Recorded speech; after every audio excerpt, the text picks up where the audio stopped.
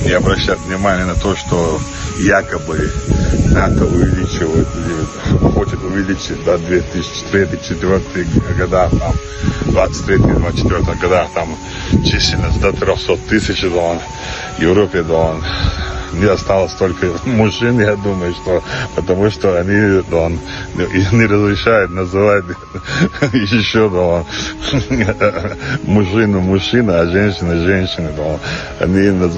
Оно можно назвать. Поэтому с ними нам хотят, стыдно воевать, но все равно, если они нарушают безопасность, если они лезут в наши